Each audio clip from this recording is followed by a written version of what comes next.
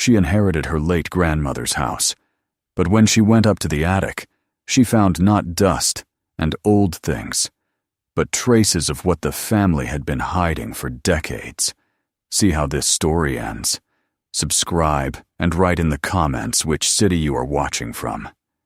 The letter came on an ordinary Tuesday morning, folded neatly inside a cream-colored envelope with a faint smell of dust and varnish. Marilyn Brown almost mistook it for another bank statement or real estate offer until she noticed the embossed seal in the corner, a notary office in Vermont. She hadn't seen that word, Vermont, written in her mail for over 20 years. Her fingers hesitated before tearing it open. The letter was formal, emotionless. Her grandmother, Ruth Brown, had passed away 2 months earlier. As the sole surviving descendant, Marilyn was the inheritor of the Brown family property, an old 3-story house near the town of St. Albans. It was the same house she had promised herself never to step into again. Marilyn sat at her kitchen table, coffee cooling beside her, eyes running over the lines again and again. She remembered that house the way you remember a dream you once tried to forget. Large, silent, full of whispers that weren't quite whispers. As a child, she used to spend summers there. The long wooden porch, the smell of apples and varnished floors, the way her grandfather always came in from the garden with soil on his hands and pine sap on his wrists. She also remembered the arguments that grew sharper as she got older, the night she shouted at her grandmother that she was living among ghosts. That was the last time she had been there. She left for college in Chicago and never returned. For a long while she sat, motionless, holding the letter. The words blurred. She was 42 now, divorced, a geologist consulting for a private firm, living alone in a small apartment that smelled of coffee grounds and paper maps.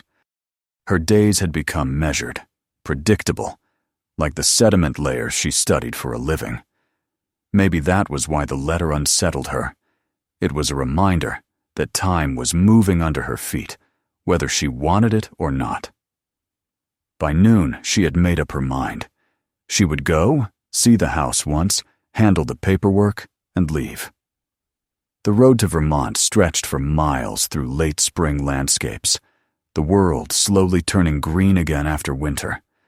She crossed state lines in silence, her old Jeep humming with the steady rhythm of tires over asphalt. The further she drove, the more the landscape changed. The highways narrowed into 2-lane roads, then into gravel paths lined with birches and sagging fences. Every so often, she passed an abandoned barn or a rusted tractor half swallowed by weeds. There was something almost gentle in the decay of the countryside, a kind of acceptance she had never learned.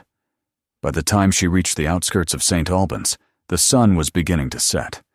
The last stretch of road wound upward, through a line of maple trees that opened onto a clearing. There it was, the Brown house. It stood on a hill, alone, framed by overgrown shrubs and apple trees that hadn't been pruned in years. The roof sagged slightly at one corner. The paint had peeled into flakes of gray and white, and the windows reflected the fading orange sky like watchful eyes. She parked at the foot of the hill, stepping out into the cool evening air. The silence felt heavy, like a held breath. Her boots crunched over the gravel path as she approached the porch. The wood groaned under her weight. A spider's web caught the light by the doorframe. She found the key in her coat pocket, the same key the notary had mailed her with the documents. It turned reluctantly in the old brass lock, and when the door opened, a wave of stale air greeted her. Inside, the house smelled of dust, apples, and something faintly metallic, the scent of time itself. She switched on her flashlight. The power was still connected, but the bulbs flickered weakly. The front hall looked almost unchanged, the tall grandfather clock by the staircase, its pendulum frozen, the framed photographs of stern men and soft-faced women with the same brown eyes as hers, the coat rack still holding an old wool jacket that might once have been her grandfather's. She walked slowly through the rooms, touching the edges of furniture draped in white sheets. The parlor with its faded wallpaper, the kitchen with cast-iron pans still hanging, the narrow dining room with lace curtains stiff from dust. Each room felt preserved, as if her grandmother had simply stepped out for a moment and never returned. On the table lay an envelope labeled in careful handwriting, "For Marilyn." Inside were a set of old keys tied together with twine, and a note written on yellowed paper. "Do not disturb the upper floor. It is the family's memory garden." Marilyn frowned. She didn't understand. She thought of the attic, or maybe the third floor her grandmother had sealed off decades ago. She remembered once, as a child, hearing footsteps above her at night, soft and deliberate, though her grandparents always claimed no one went up there. That night, she unrolled a sleeping bag in the living room, rather than disturb the upstairs bedrooms. The house creaked and sighed with the wind, a wooden body shifting in its sleep. She lay awake for hours listening to it breathe, half expecting to hear the familiar shuffle of her grandfather's boots on the stairs. When sleep finally came, it was shallow and restless. In the morning, the light revealed more of the house's quiet ruin. Dust motes floated through the air like fine sand. She made instant coffee on a gas stove that miraculously still worked, and took a slow walk through the yard. The apple trees were tangled and heavy with moss. A rusted bicycle leaned against the barn. The place felt untouched, sealed away from time. When she returned inside, she started sorting through papers in a cabinet under the stairs. Tax forms, letters, her grandfather's notebooks full of measurements and dates. Most were harmless relics of an ordinary life. But beneath a stack of old family photographs, she found a smaller envelope, brittle and brown, sealed with wax. On the back was a single word: upstairs. Curiosity, once awakened, rarely goes back to sleep. That evening, as dusk stretched across the yard, Marilyn carried a flashlight up the main staircase. The steps groaned under her weight. The second floor held bedrooms, her grandparents' room, still smelling faintly of lavender, a guest room with a quilt folded neatly on the bed. At the end of the hall was another staircase, narrow and steep, leading to the third floor. The door at the top was locked with a newer padlock, incongruous among the antique hinges. She remembered the keys she'd found in the envelope. One of them was ornate, its handle engraved with the letter B. It fit perfectly. The lock turned with a sharp metallic sound. The door opened reluctantly, hinges screaming in protest. She lifted the flashlight and froze. The attic was nothing like she had imagined. It wasn't filled with boxes or broken furniture, but carefully arranged, as if someone had meant for it to be preserved. Wooden floors polished long ago, a single small window letting in a pale beam of light. And there, lined in 2 even rows across the floor, were flat stones, heavy and gray, their surfaces carved with names and dates. Marilyn took a slow step forward. The air smelled faintly of stone dust and old flowers. She crouched to read the first inscription: Silas Brown, 1871-1938. The next one, Margaret Brown, 1902 to 1969. Her flashlight trembled. Each stone bore the name of a family member. They weren't decorative plaques. They were real gravestones, clean, heavy, and old. Her breath caught in her throat. For a long moment she simply stood there, listening to the hollow silence pressing against her ears. It was impossible. Gravestones belonged in the ground, not in a house. The polished surfaces reflected the light like mirrors. She tried to rationalize it. Maybe her grandfather had been a mason and had kept these for repair work. Maybe they were duplicates or memorials. But the careful alignment, the cross at the far end of the room, and the dried bouquet of flowers lying beside it told another story. A faint shiver ran through her. She turned off the flashlight and stood in the half light of the attic window, watching the dust float in the air like thin smoke. This was the room her grandmother had warned her about, the one she had called the Memory Garden. Marilyn closed the door behind her as quietly as she could and descended the stairs, her heart pounding. Back in the kitchen, she sat for a long time, staring at her cold coffee. It wasn't fear exactly that she felt, more a deep confusion, an ache of not knowing. She tried to imagine her grandparents carrying those stones up 3 flights of stairs. For what? To preserve them? To hide them? Outside, the evening had turned violet. The house creaked again, as if stretching after long sleep. She glanced toward the ceiling. For the first time in years, Marilyn felt that the past wasn't behind her, but above her, pressing gently down through the floorboards. When she finally blew out the candle and went to bed, she didn't bother locking the door. Somewhere between wakefulness and sleep, she thought she heard something soft from the floor above. Not footsteps, not movement, just a long sigh that could have been the settling of wood, or memory breathing through the walls. The next morning came gray and quiet, as if the sky itself was unsure whether to rise. Marilyn woke up on the couch, her neck stiff and her thoughts heavy. The air in the living room was cool and still, and for a moment she forgot where she was. Then the smell of the old house reached her again, the mixture of wood, dust, and time, and the memory of what she had seen on the 3rd floor slid back into her chest like a slow, cold wave. She sat up, rubbed her face, and stared at the staircase. The door at the top of it was hidden by shadow, but she could almost feel its presence pressing through the ceiling. She poured herself coffee, the kind that tasted faintly like metal, and stood by the window while the morning fog lifted from the yard. The apple trees outside were motionless, their twisted branches still holding a few dry apples from the year before. Nothing in the calm landscape hinted at the strange secret waiting above her head.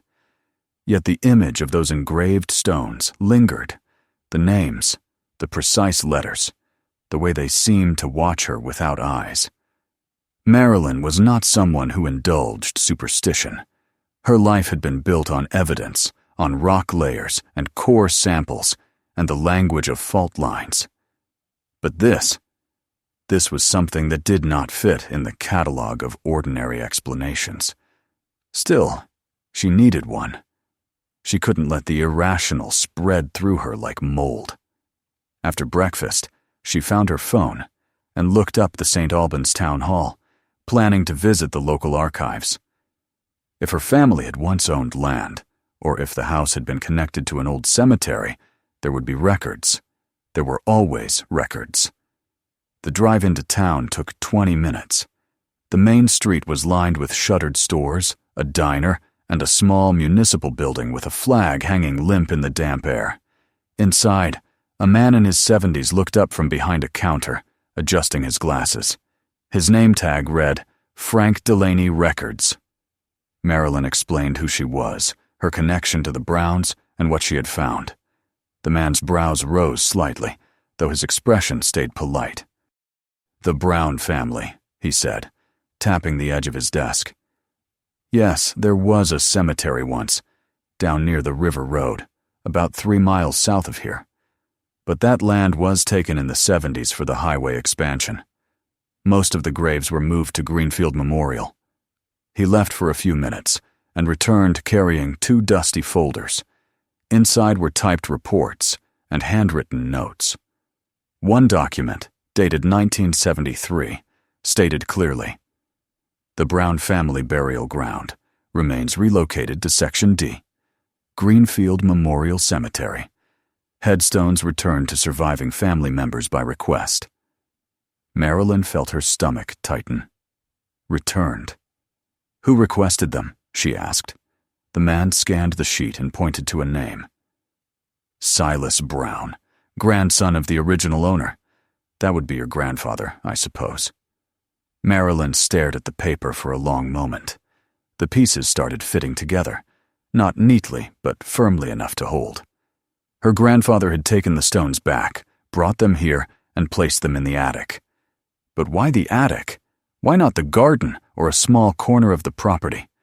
Why carry each heavy piece up those narrow stairs?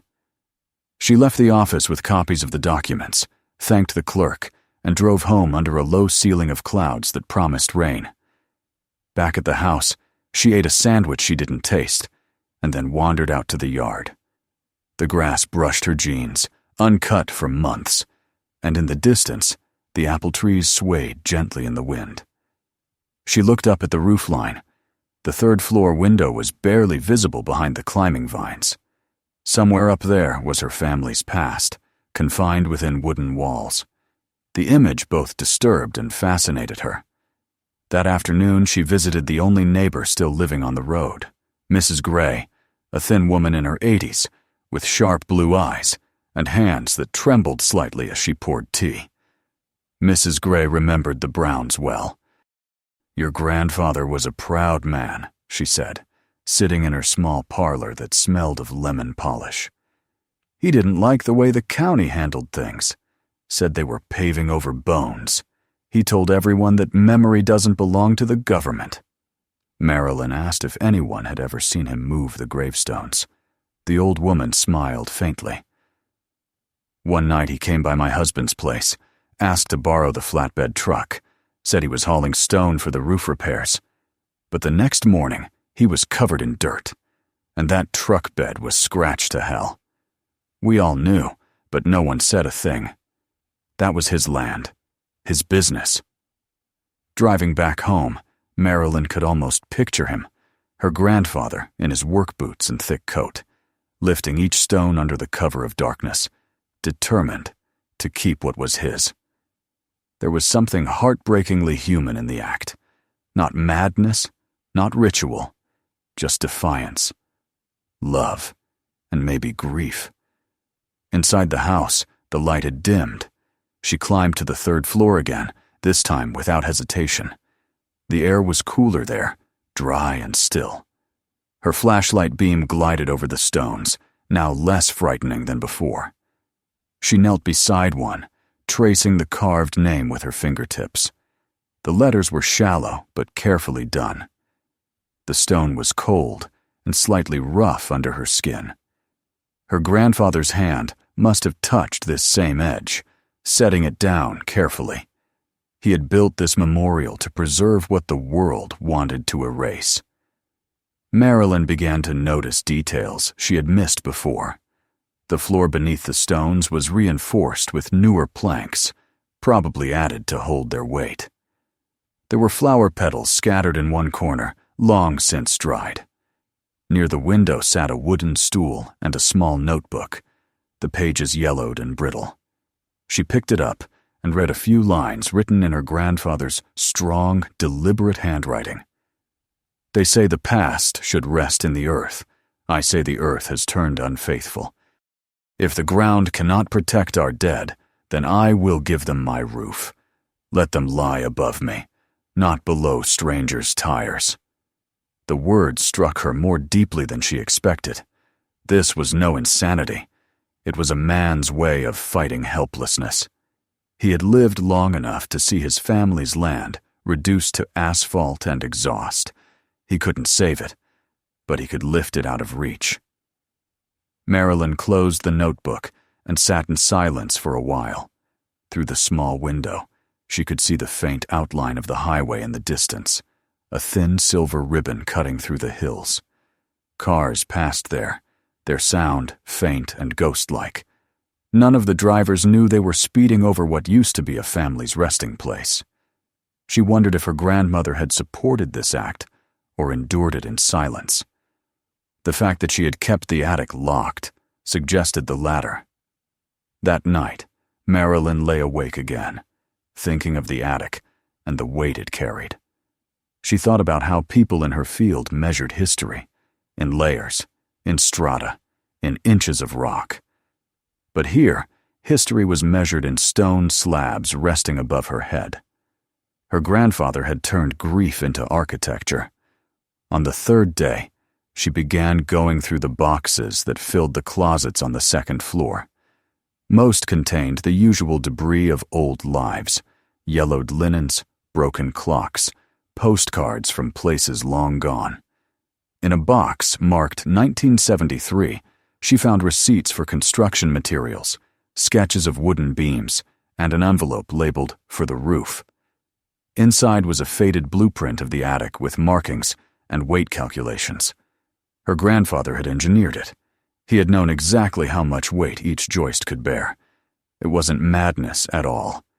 It was precision. In the evenings, the loneliness of the house pressed in.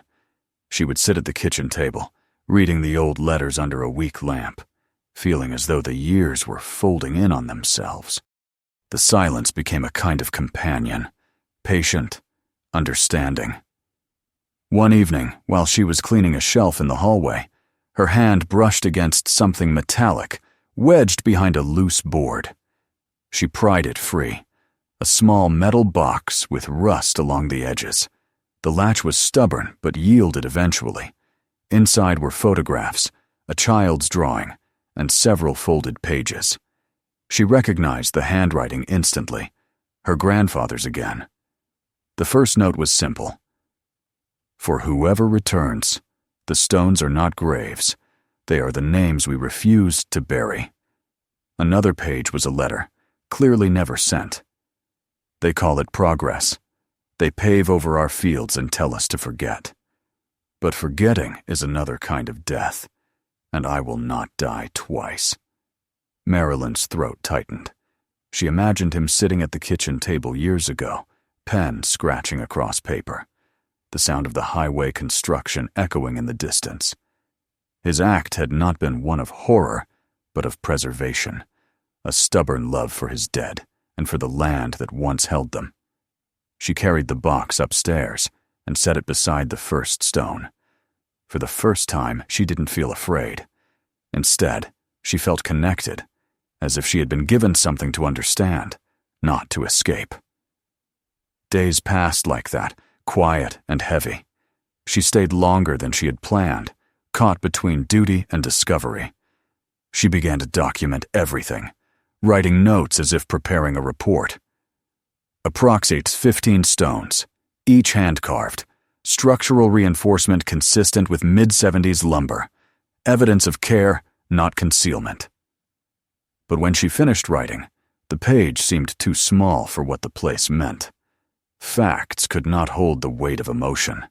The decision she would have to make started forming quietly in her mind. She couldn't leave the stones there forever. They didn't belong locked in an attic any more than they belonged under a highway. But to move them again felt like a betrayal of her grandfather's intent, of the strange peace he had built. She found herself standing in the attic late one night, whispering as if speaking to him. "I understand why you did it, but I can't live with it this way." The moonlight slipped through the window, landing across the names carved in stone. The letters gleamed pale and almost soft. Marilyn realized then that the attic wasn't just a memorial. It was a confession, a record of a man's refusal to let history disappear. When she descended the stairs again, she felt a new clarity forming, not certainty, but direction.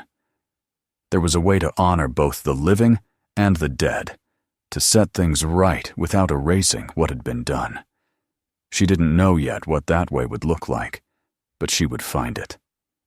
The rain started that night, steady and slow, drumming on the roof that held her family's names. Marilyn lay awake, listening to it, and thought about the simple truth her grandfather must have known, that every family, like every rock formation, carries its own pressure, the weight that shapes it. And sometimes, to understand it, you have to dig deep enough to touch what others decided to bury. The rain continued through the night and into the next morning, a patient, steady whisper against the roof that carried her family's weight. Marilyn woke to its rhythm, the sound merging with her thoughts until she could no longer tell where one ended and the other began. The decision that had been growing in her mind now took shape. The attic could not remain a shrine hidden above her head. It deserved air, light, and honesty. What her grandfather had done was born of love, but love, she realized, could become another form of confinement if left untouched. It was time to let the stones breathe again. She made herself a cup of coffee and stood by the window, watching the droplets race down the glass. Beyond the rain, the orchard looked alive for the first time since she'd arrived, the wet bark shining dark against the gray morning. Somewhere beyond those trees lay the stretch of highway that had stolen the family's original resting ground. The thought no longer filled her with anger. It filled her with a strange calm. She could not change what had been taken, but she could decide what to give back. Her first step was to call the St. Albans municipal office. The same clerk, Frank Delaney, answered. When she explained what she wanted to do, relocate the headstones back to the old site and establish a family memorial, there was a long pause on the line. "You'd have to file a request for reinstallation," he said slowly. "But if it's only the stones, not remains, that should be possible. You'll need a written description, photographs, and property coordinates." His tone softened. "It's a good thing you're doing. Not many people care to fix what time erases." Marilyn thanked him and spent the rest of the morning photographing each stone carefully. She recorded names, dates, even the faint cracks along their surfaces. Each photograph felt like a small act of preservation, not of death, but of truth. She worked in silence, her breathing loud in the still attic. When she lifted the last stone enough to clean beneath it, she noticed something small wedged between the planks. A coin. It was old, tarnished, its engraving nearly gone, but she recognized the year 1938, the same as her great-grandfather's death. Perhaps her grandfather had placed it there as a token, a symbol of passage. She slipped it into her pocket. That evening she drove into town to buy supplies, cleaning cloths, gloves, rope, and marking paint. At the hardware store, the clerk, a middle-aged man named Tom, recognized her family name immediately. "You're one of the Browns," he said. "Used to see your grandfather come in for lumber all the time. Quiet man, strong as a horse." When she told him what she was doing, his expression turned respectful. "If you need a hand moving those stones, I've got a flatbed and 2 good arms." She didn't expect help, but the offer lingered. The next morning, Tom arrived with his truck and his teenage son. Together they carried the stones down from the attic, one by one. It was grueling work. Each slab was heavy and slick from years of dust, the carved edges biting into their gloves. Yet there was something reverent about the effort. They worked in near silence, the rain having finally stopped, the air filled with the smell of wet earth and wood. When the last stone was loaded, Marilyn climbed into the truck beside Tom. The drive to the old burial ground took them along the road that had once been the family's land. The highway loomed to their left, its constant hum a reminder of what had been paved over. They stopped near a small patch of grass between the road and a wooded slope. Frank had marked it on a map as the closest accessible location to the original cemetery. It wasn't perfect, but it was open ground, and the soil felt firm beneath her boots. They unloaded the stones carefully, arranging them in a semicircle facing the trees. Marilyn cleaned each one with a damp cloth, the engraved letters slowly emerging from years of dust and attic gloom. The names looked different out here, under the open sky. They were no longer relics hidden away, but words rejoining the earth. She ran her hand across the stone bearing her grandfather's name and whispered a quiet thank you. By late afternoon, her muscles ached and her clothes were streaked with dirt, but she felt lighter than she had in years. When Tom and his son left, she stayed behind, sitting on the grass as the light faded. The highway murmured in the distance, but above it rose the sound of wind through the trees, a gentler rhythm, timeless and forgiving. She stayed until the first stars appeared, then stood, brushing soil from her hands. "It's done," she said softly. Back at the house, the emptiness of the attic struck her immediately. Without the stones, the floor looked bare, almost fragile. She could see the lighter patches of wood where they had rested, the marks of weight that had pressed down for decades. Yet the space felt larger, not lonely. It breathed differently now. She opened the window to let in the night air. Over the next week, she devoted herself to restoring the house. She cleared the dust from the stairway, repaired broken boards, and replaced the cracked glass in the attic window. The physical work steadied her. She found herself humming as she painted, sometimes speaking aloud to the ghosts of memory that no longer frightened her. She transformed the attic into something new, her own workspace. Against the far wall, she placed a wooden desk that had belonged to her grandfather, sanding it until the surface shone again. She arranged her geological samples, notebooks, and maps across it. In the corner, she left one stone, the smallest one, bearing her grandfather's name. It stood upright by the window, catching the morning light. Not as a grave, not as a secret, but as a sign of continuity. Spring deepened into early summer. The apple trees blossomed, their petals drifting across the grass like pale snow. Marilyn spent her mornings writing, and her afternoons tending to the garden that had once been wild. Neighbors began to visit, curious at first, then quietly supportive. Some brought photographs of the Browns, old newspaper clippings, or stories about her grandfather's generosity during harsh winters. They no longer spoke of the strange house on the hill. It had become, once again, a home. One afternoon, a letter arrived from the municipal office. Her request had been approved officially. The patch of land by the woods was now registered as the Brown Family Memorial. Attached was a small printed plaque design that she could choose to install if she wished.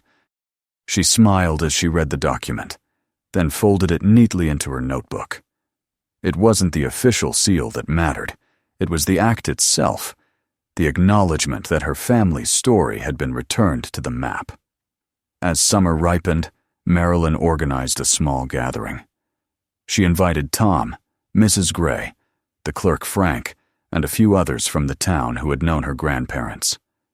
They stood together on the hill one warm evening, looking out toward the orchard as she told the story, the relocation of the graves, the attic, the love and stubbornness that had built it all. Her voice trembled at times, but not from sadness. It was the tremor of understanding. When she finished, they walked to the site of the memorial. The stones glowed faintly in the low light, their carved names now surrounded by grass and wildflowers she had planted days before. No one spoke for a while. Then Mrs. Gray said softly, "He'd be proud, you know. You gave them back their ground." Marilyn nodded, her eyes stinging. "And I think I gave this place back to itself." That night, she returned to the house alone. The air inside felt alive with quiet energy. She climbed the stairs slowly, her hand trailing along the banister polished smooth from generations of use. On the attic floor, moonlight poured across the boards. The single stone by the window gleamed like silver. She sat at her desk, opened her journal, and began to write. Not about geology or the movement of the earth, but about the movement of memory. She called the piece The Geology of Memory, How We Build Above What We Lose. She wrote until the early hours, words flowing easily, as though the house itself whispered them. She wrote about her grandfather's defiance, her grandmother's silence, her own journey from skepticism to reverence. She wrote about how families, like landscapes, shift under pressure, but retain the traces of every layer. And she wrote about letting go, not by erasing the past, but by giving it space to stand in the light. When she finally stopped, The sky outside was beginning to pale. The first birds called faintly from the orchard. Marilyn set down her pen and looked around the attic. It was no longer a place of secrecy or burden. It was simply a room in a house, filled with air, light, and the quiet hum of life returning. In the weeks that followed, her story spread through the town. A small article appeared in the local paper. Old brown house restored. Family memorial reclaimed. People who had once whispered about the strange woman on the hill now came to visit, to see the garden, to hear the story firsthand. Marilyn welcomed them all with tea and an easy smile. By autumn, the leaves had begun to turn. The orchard burned with gold and red, and the air carried that faint sweetness of decay that always made her think of time doing its slow, merciful work. One evening she stood on the porch, watching the sun sink behind the ridge. The house behind her was quiet, steady, alive. She thought of the generations before her, of their stubborn love for this patch of land. "I used to think memory was something you carry," she said aloud to the twilight. "But maybe it's something that carries you." Inside, the attic window caught the last of the light, and the name carved in the single stone gleamed softly as the day faded. The house no longer pressed down with the weight of the past. It stood balanced, breathing its roots deep in history, its windows open to the sky. And Marilyn, finally, felt the same. If you enjoyed this story, make sure to subscribe so you don't miss the next one. Watch the other videos on the channel. Each has its own story waiting for you. And if this one moved you, share it with someone who'd appreciate it.